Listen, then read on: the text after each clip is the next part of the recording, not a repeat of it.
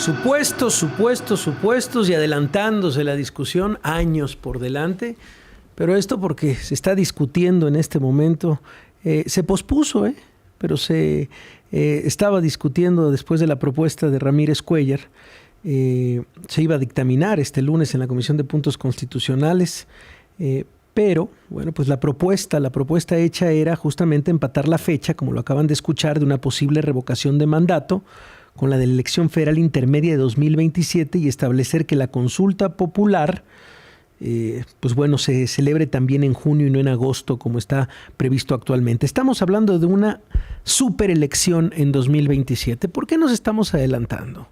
Y también, por supuesto, habrá que analizar no solo lo político, que es lo que acaba de escuchar, sino en materia de presupuesto, en materia de la propia reforma electoral, si choca o no esto que pretende Morena en 2027, que se discutirá yo creo que esta misma semana, ahorita nos lo va a decir el propio Ernesto Núñez, y le agradezco que me acompañe, él es periodista, él es analista político, y vimos este texto extraordinario en el diario El País, la superelección que pretende Morena en 2027 choca con sus planes de reforma electoral. Ernesto, bienvenido, ¿cómo estás?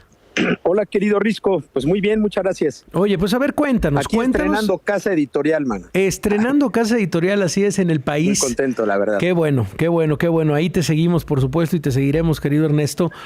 Cuéntanos un poco lo que le explicas a los lectores, pero también ahora a los radioescuchas de Grupo Fórmula sobre esto, sobre lo que pretende Morena en 2027, esta superelección. Mira, lo primero que hay que decir es ¿por qué se anticipa el debate? A ver. Se anticipa porque si esto no se aprueba en este periodo ordinario que acaba el 15 de diciembre, ya no es posible hacer la revocación en 2027. Okay. Y tendríamos que hacerla en 2028, como aquel absurdo de revocación de mandato de AMLO que se hizo en abril de 2022, cuando en realidad ya habíamos cruzado el ecuador del sexenio.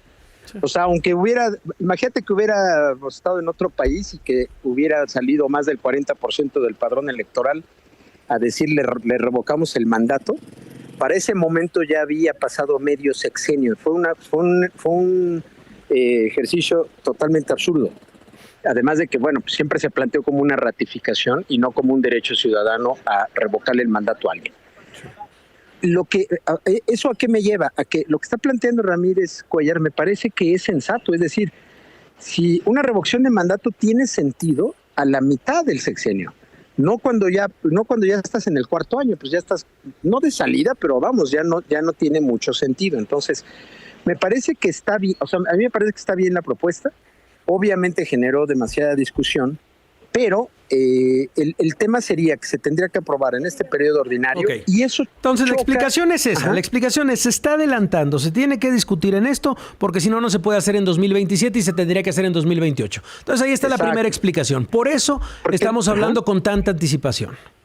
Exacto, y porque los nuevos plazos serían que en octubre de 2026, cuando Claudia Sheinbaum estaría cumpliendo su segundo año de gobierno, si alguien quiere revocarle el mandato, pues en ese momento va al INE y le dice, oye INE, yo quiero promover una consulta de revocación de mandato, aquí están mis 2 millones de firmas que me estás pidiendo en la ley, y si esas 2 millones son válidas, entonces se inicia el proceso para convocar una revocación de mandato, que ya no sería en abril, sino que sería en junio de 2027, junto con la elección federal intermedia, que es como nuestro referéndum. O sea, en el sistema político mexicano, la elección federal intermedia, donde se renueva solo Cámara de Diputados, es donde hemos visto el voto de castigo a los presidentes. Okay. Felipe Calderón, ahí, acuérdate, en 2003 el PAN perdió un montón de diputaciones, lo mismo le pasó a Fox, por cierto, en 2003, a Calderón en 2009, a Peña en 2015, y al propio López Obrador en 2021, cuando Morena obtiene menos votos que en 18. Entonces ese es, digamos, un referéndum,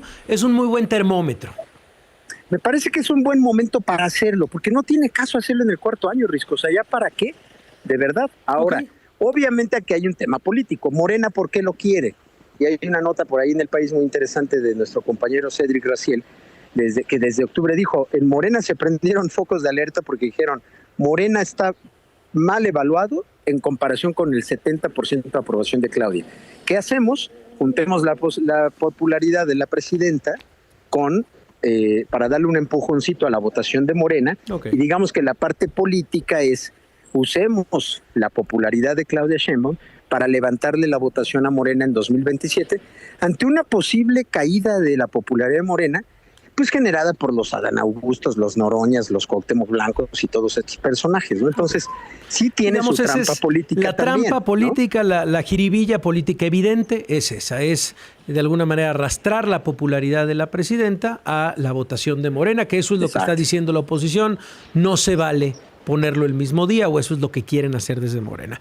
En la parte, por ejemplo, presupuestal, Ernesto.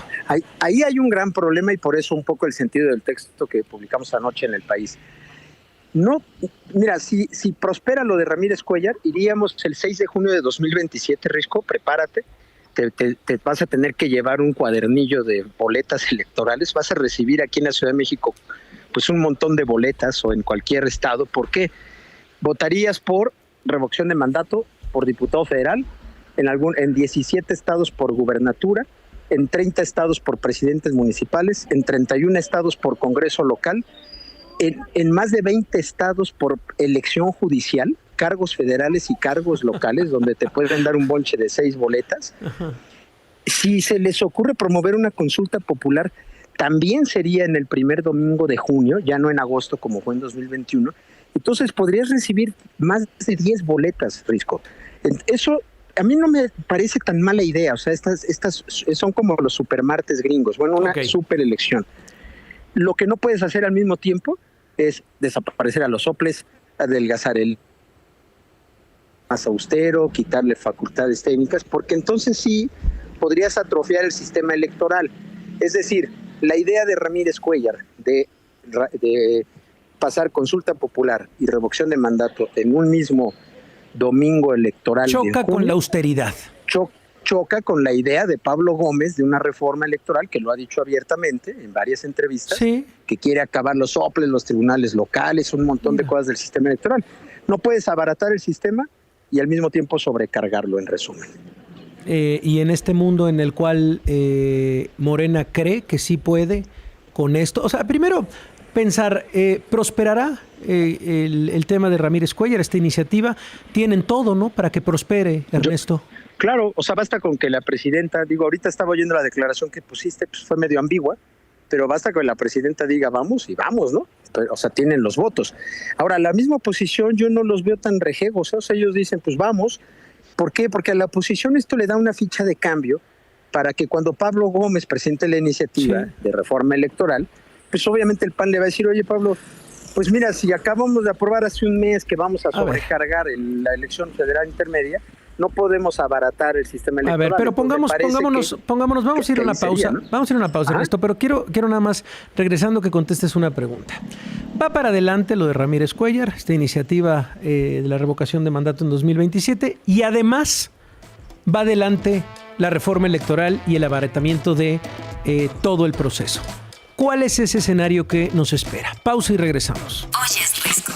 Con 25 minutos, y le agradezco a Ernesto Núñez que permanezca en la línea. Estamos hablando de este texto que escribe en el diario El País. La superelección que pretende Morena en 2027 choca con sus planes de reforma electoral. Y yo creo, poniéndonos el turbante, no sé si pienses lo mismo, querido Ernesto, que pasará la propuesta y la iniciativa de Ramírez Cuéllar, y además se va a adelgazar el sistema electoral con esta reforma. Vaya, creo que es el planteamiento. Dices, no podría ser una con la otra, podría chocar, va a chocar. ¿Y cuál va a ser el panorama, Ernesto? Pues mira, si efectivamente hacen esto depende cómo venga el trancazo, ¿no? Acuérdate que veníamos de un plan A que decía suprimir al INE, ¿no? Así decía textualmente, suprimir al INE, crear el INEC. Y luego veníamos de un plan B que Adán Augusto dijo destazar al INE, ¿no? Fue la palabra que usó en una reunión con senadores de Morena. Sí. Si suprimen, destazan, pues vamos a ir a una elección de muy baja calidad técnica.